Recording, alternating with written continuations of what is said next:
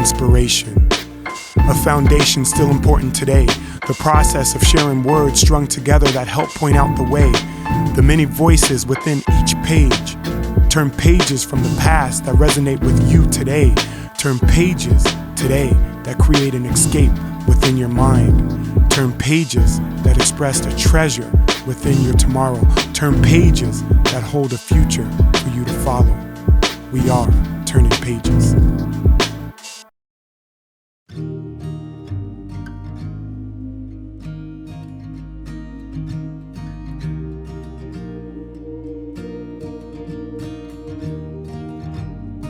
Hi, my name is Dhuha Ali. I'm a doctor from Iraq, and I've been living here in Boise for over 14 years now. Today I would like to share with you one of my favorite books, which is The Doctor with an Eye for Eyes, the story of Dr. Patricia Bath by Julia Fenley Mosca. It's one of my favorite books because I love how the author says, this is for every child that dares to dream big. And it kind of reflects my life story, a female doctor who faced many challenges, but did not stop her from achieving her dream of changing the world. I came from a big family, a family of 5 kids. I was the second born child. Growing up, I was always different from the rest of my siblings and my friends. I was a very curious little girl and saw the world as a big puzzle, and I'm out to solve its mysteries. Like most of you, I would love reading magazines, books, watching TV, playing music, running outside, and playing soccer with my friends. My curiosity would often lead me to challenge myself, to do and learn new things, like even the ones I was told only meant for boys, like making paper kites out of newspapers or climbing trees. It helped me try a lot of fun activities, but it also helped me discover the ones that I did not like for example, acrobatics. Yeah, soon enough I discovered that was not meant for me. Like Dr. Bath, she was a curious little girl as well. I like what she says here in her book, and I would read it for you. Begin each day by asking a question. Let the answer lead you to another question, and you will discover that learning and knowledge are an infinite playground. When I was your age, about 6th grade, I remember my dad telling me about this new middle and high school.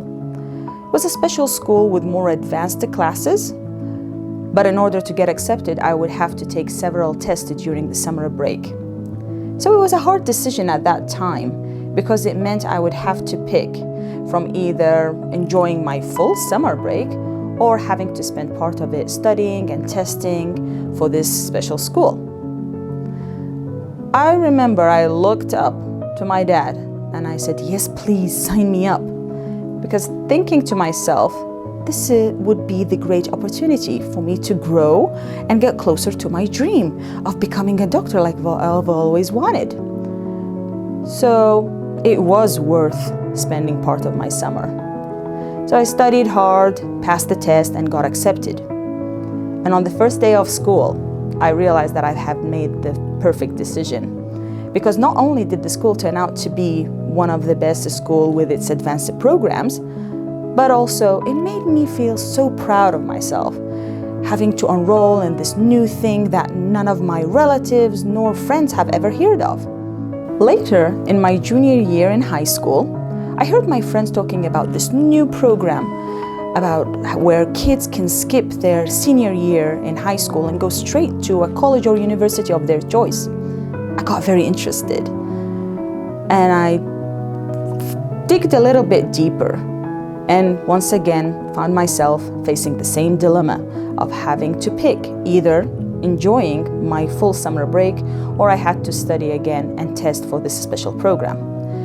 When I discussed that with my parents, at first they hesitated and they were very concerned because it requires a lot of studying and it will cause a lot of stress. But when I explained to them that I want to do this, this was my dream, a challenge I must take, they were fully supportive. I have to admit, it was one of the hardest experience that I've ever gone through at that time. It was very hard, especially when I was studying and hearing everyone outside laughing and playing and enjoying their time. And then came the testing, which I had to test for 10 days straight. I remember one time I was crying from tiredness when my mom came to wake me up from a short nap that I had to take from one test, and I had to wake up to prepare for the next day's test. I was at the point of breaking down and not continuing. My family felt so sad for me, but knowing that this is my dream, this is what I want to do, they encouraged me to keep going forward. And oh gosh, did all that hard work paid off finally when I received the news of me passing. At that moment, I realized I could achieve any goal or dream I put my mind and heart into. I remember thinking to myself, I did it! I can finally become the doctor I've always wanted, and I could help as many people as possible.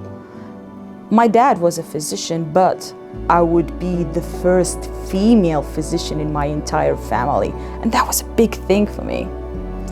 After graduating med school, I got married to my wonderful husband, which was a cardiologist, and started working in a rural hospital in the western state of Iraq, where I faced a new challenge, being trusted as a female doctor. Like Dr. Bath described in this book, people back then were used to male physicians, male doctors. They believed they knew more, they were smarter than any female doctor. So I had to work real hard to earn the trust of my patients and their family in order for me to help them. It was extremely hard. It took a lot of patience and hard work, especially that it was during the early years of war and I was pregnant with my son. But soon enough, I was the new physician's favorite one in town. I was their new favorite pediatrician, which is the children's doctor. War got worse and I lost my father-in-law. So we had to leave the country and start all over in a new country, Jordan, where I had to learn the new language, their culture.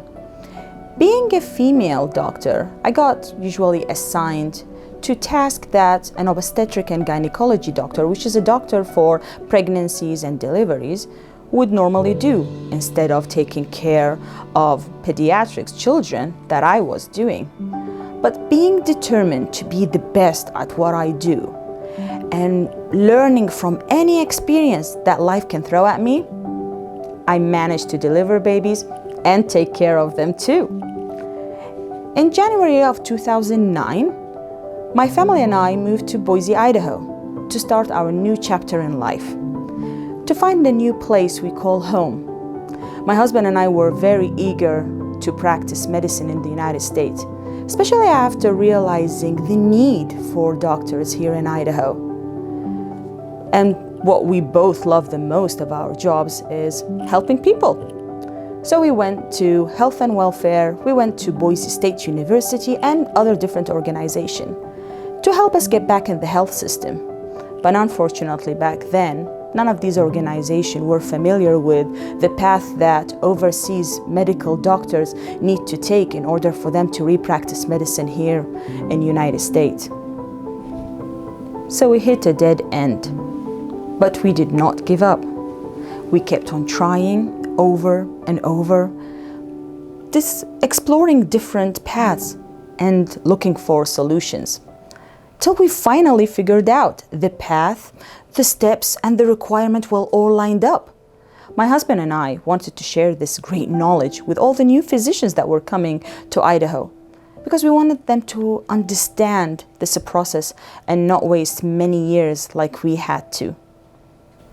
So we created this new group, which is called Global Talent of Idaho for Doctors, where we would welcome new doctors and explain the path and the requirements they would need to take in order for them to re-practice medicine here in Idaho. It got noticed by the White House, and we got awarded Champion for Change in 2015. Things were getting glory and shiny, and we made the news multiple times. But this journey don't stop there. Now we know the path to repractice medicine here in Idaho, and there are many programs available, residency programs for physicians, I am back to studying medicine. Yes, for the third time. But you know what? I believe to follow your dreams, you have to keep on trying over and over. No matter how far or how hard your goal and your dream is, it's worth pushing yourself forward. And I want all of you to believe in yourself and face any challenge, any obstacle, or even a math problem with confidence, and know that you can do it.